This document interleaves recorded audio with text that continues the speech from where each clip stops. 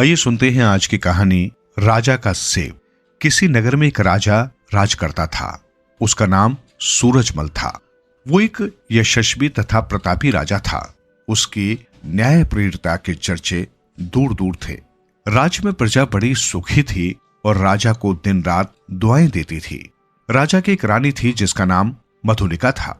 मधुलिका बहुत अधिक सुंदर नहीं थी, किंतु उसका स्वभाव बड़ा अच्छा था। राजा उसे बड़ा प्रेम करता था, किंतु उनके जीवन में एक दुख था। विवाह के 10 वर्ष होने के पश्चात भी राजा के कोई संतान न थी। इसी कारण सब कुछ होते हुए भी वे दोनों बड़े दुखी रहते थे। एक दिन रानी मधुलिका ने सोचा कि यदि राजा का दूसरा विवाह करवा दिया जाए तो संभवतः उन्हें संतान उत्पन्न हो जाए। उसने इस विषय में राजा से बात की, किंतु राजा राजी न हुआ। मधुलिका ने बहुत अधिक जोर दिया और वो हाथ जोड़कर राजा के आगे रोने लगी। हार कर राजा दूसरे विवाह को राजी हो गया। उसने पड़ोसी देश की राजकुमारी रूपवती से विवाह कर लिया। रानी रूपवती जितनी सुंदर थी, स्वभाव की उतनी ही बुरी थी। शीघ्र ही उसने राजा को अपने रूप के जादू में वश में कर लिया। राजा ने रानी मधुलिका की ओर ध्यान देना कम कर दिया और वे रानी रूपमती के प्रेम जाल में ही फंसा रहने लगा। एक दिन रानी रूपमती को पता चला कि वो गर्भवती है। उसने खुशी खुशी राजा को ये बात बताई। राजा ने जब सुना तो वो बड़ा प्रसन्न हुआ। ये खबर जब रानी मधुलिका को पहुंची तो उसकी खुशी का ठिकाना न रहा। उसने गरीबों को धन वितरित किया और रात दिन भगवान की पूजा करके रानी रूपवती और होने वाले बच्चे के लिए दुआएं करने लगी। एक बार राजा शिकार खेलने जंगल में गया। उस समय रानी रूपमती 2 महीने की गर्भवती थी। शिकार करते करते राजा बहुत दूर निकल आया और घने जंगल में पहुंच गया। वहां उसने एक हिरन को देखा। राजा ने हिरन का पीछा किया। दौड़ते दौड़ते हिरन और राजा बहुत दूर निकल आए। अचानक हिरन विलुप्त हो गया। राजा को बड़ा आश्चर्य हुआ। उसने इधर उधर निगाहें दौड़ाई तो उसे पास ही एक छोटा सा महल नजर आया। राजा भौचक्का रह गया। उसने सोचा, भला इस जंगल में ये महल कहां से आ गया। वो उस महल की ओर चल दिया। महल के दरवाजे पर पहुंचकर जैसे ही राजा ने उसे छुआ, दरवाजा अपने आप खुल गया। राजा उसके अंदर गया। वहां पहुंचकर उसने देखा कि एक जादूगर अग्नि कुंड में अग्नि जलाकर साधना कर रहा है। अचानक राजा को ठोकर लगी और उसका सिर दीवार से टकराया। राजा के सिर से खून बहने लगा। फिर भी उस जादूगर की साधना भंग न हुई। वो उसी प्रकार बैठा रहा। राजा भी उस जादूगर के पास आकर बैठ गया। उसके माथे से अभी भी रक्त बह रहा था। राजा के वहां बैठने से उसके सिर से बहने वाले रक्त की कुछ बूंदें अग्नि कुंड में गिरी। अग्नि कुंड में रक्त की बूंद गिरना था कि पूरे महल में एक प्रकाश फैल गया और एक आकृति अग्नि कुंड से प्रकट हुई। जादूगर के नेत्र खुले। उसने उस आकृति की ओर हाथ जोड़कर मन ही मन में कुछ कहा। कुछ देर बाद वो आकृति गायब हो गई। अब सब कुछ सामान्य था। जादूगर मुस्कुराकर राजा की ओर घूमा और उससे बोला, हे राजन, मैं बरसों से तपस्या कर रहा था। मुझे एक सिद्धि प्राप्त करनी थी। मेरी तपस्या अंतिम चरण पर थी।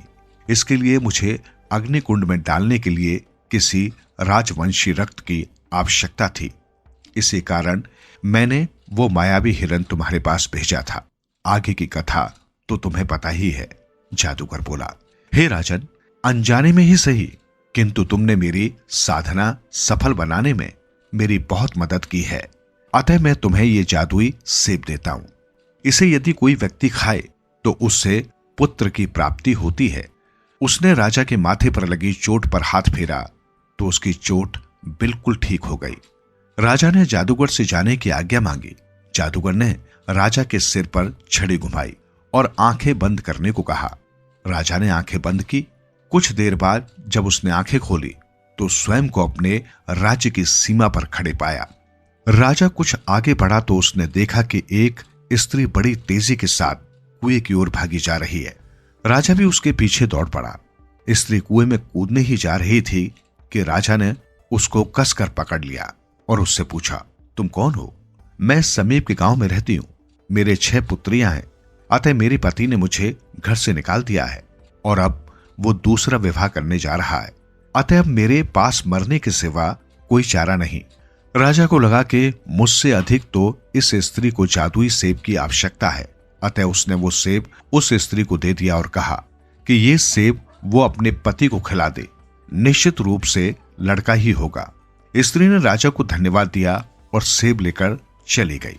एक दिन राजा के दरबार में एक व्यक्ति आया और उसने कहलवाया कि वो राजा से एकांत में मिलना चाहता है।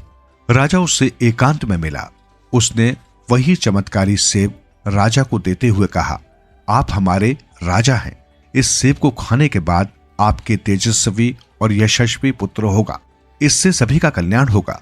राजा सूरजमल को यह देख बड़ा आश्चर्य हुआ कि ये वही जादुई सेब था जो उसने उस स्त्री को दिया था जो कुएं में डूबने जा रही थी। राजा ने उस आदमी से पूछा, सच सच बताओ, ये सेब तुम्हारे पास कहां से आया? उस व्यक्ति ने संकोच पूर्वक राजा को बताया कि ये सेब उसकी प्रेमिका ने दिया है। उसे ये फल किसी ने दिया था। जिसने दिया था वो अपने पति से घृणा करती है, इसलिए उसे न देकर मुझे दे दिया। मैंने ये सेब आपको देना अधिक उचित जाना। उसके बाद राजा कुछ न बोला। उसने वो सेब उससे ले लिया और उचित पुरस्कार देकर उसे विदा किया। किंतु उसे उस स्त्री की बेवफाई पर बड़ा दुख हुआ। उसने वो सेब अपनी छोटी रानी को दे दिया। रानी रूपवती ने ये सेब बड़े चाव से स्वीकार किया।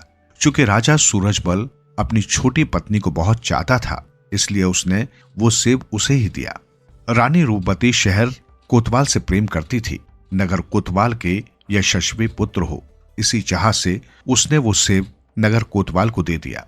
नगर कोतवाल का प्रेम एक वेश्या से था। उसने वो सेब उस वेश्या को दे दिया। वेश्या ने सोचा कि वो फल भला उसके किस काम का है। अगर फल खाकर उसे पुत्र रतन की प्राप्ति हो जाती है तो भी व्यर्थ है, क्योंकि कहलाएगा तो वो वेश्या का पुत्र ही।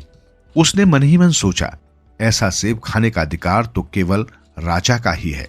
उसके घर यदि पुत्र होगा तो वो यशस्वी बनेगा, जिससे पूरी प्रजा को लाभ होगा।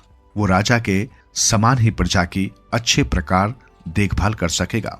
ये विचार कर वेश्या राज दरबार में पहुंची और एकांत में ले जाकर वो जादुई सेब राजा को सौंपकर उसके गुण बताए। राजा के विस्मय का ठिकाना न रहा। उसने वेश्या से पूछा कि ये फल उसके पास कहां से आया, तो उसने नगर कोतवाल का नाम बताया। राजा को समझते देर न लगी कि उसकी पत्नी ने उसके साथ बेवफाई की है। ये जानकर बहुत दुखी हुआ। फिर भी सत्यता का पता लगाने के लिए वो छोटी रानी के पास पहुंचा और उसे फल के बारे में पूछा। छोटी रानी ने नाटक करते हुए कहा, मैंने तो वो जादुई सेब उसी दिन खा लिया था, तो फिर ये क्या है? राजा ने क्रोध में वो सेब उसके आगे कर दिया। रानी को काटो तो खून नहीं। दुष्चरित्रता के अपराध में पकड़े जाने के और राजा के डर से वो खड़ी खड़ी अचेत हो गई। छोटी पत्नी की बेवफाई से खिन्न राजा वो सेब लेकर बड़ी रानी के पास पहुंचा और उसके गुणों के विषय में बताया। बड़ी रानी ने बड़ी श्रद्धा के साथ वो सेब स्वीकार किया और उसी समय राजा के सामने उसे खा लिया। राजा को छोटी रानी से घृणा हो गई थी, किंतु वो उसकी संतान को जन्म देने वाली थी। इसी कारण उसने उसे कोई दंड नहीं दिया। कुछ दिनों बाद छोटी रानी ने एक पुत्र को जन्म दिया। नगर में चारों ओर खुशियां मनाई गई। उसके चंद महीने बाद बड़ी रानी ने भी एक पुत्र को जन्म दिया। उस समय पहले से भी अधिक खुशियां बनाई गई। वैसे तो छोटी रानी का पुत्र बड़ा था, किंतु राजा ने बड़ी रानी के पुत्र को युवराज घोषित किया, क्योंकि वो उस जादूगर का आशीर्वाद था। छोटी रानी को अपने किए का बड़ा दुख था। उसने राजा के चरणों में गिरकर माफी मांगी। राजा ने उसे क्षमा कर दिया और वो अपनी दोनों रानियों और दोनों पुत्रों के साथ सुखपूर्वक रहने लगा।